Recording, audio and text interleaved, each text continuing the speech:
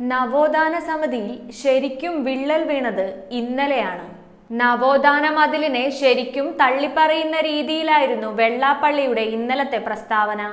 വനിതാ മതിലിന് ശേഷമായിരുന്നു യുവതികൾ ശബരിമലയിൽ പ്രവേശനം നടത്തിയത്. പ്രവേശനം നടത്തിയ ബിന്ദുവിനെയും കനകദുർഗയെയും നശൂലങ്ങളെന്ന് വെള്ളാപ്പള്ളി പ്രസ്താവന നടത്തിയതോടെ നവോത്ഥാനത്തിന്റെ ആശയത്തെ തന്നെ ഇല്ലായ്മ ചെയ്ത പോലെയായി.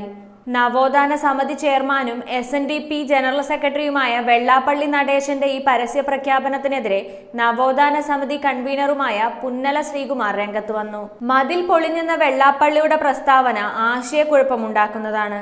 അത് എതിരാളികൾക്ക് ഊർജം നൽകും. ഇക്കാര്യത്തിൽ ശ്രീ വെള്ളാപ്പള്ളി നടേശൻ കുറച്ചുകൂടി ജാഗ്രത പുലർത്തേണ്ടിയിരുന്നു.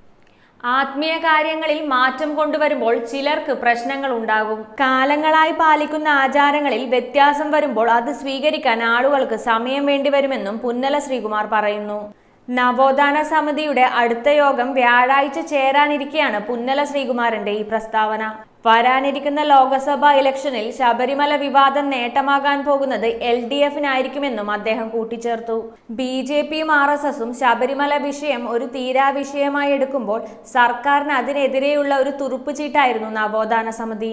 വരുന്ന ലോക്സഭാ ഇലക്ഷനിൽ LDFന് ഒരു ചുക്കും സംഭവിക്കില്ലെന്ന് വെള്ളാപ്പള്ളി പറയുമ്പോൾ നവോത്ഥാന സമിതി ഒരു പരാജയമാണെന്ന് പറയുന്നത് സർക്കാരിനെ സമ്മർദ്ദത്തിലാക്കും.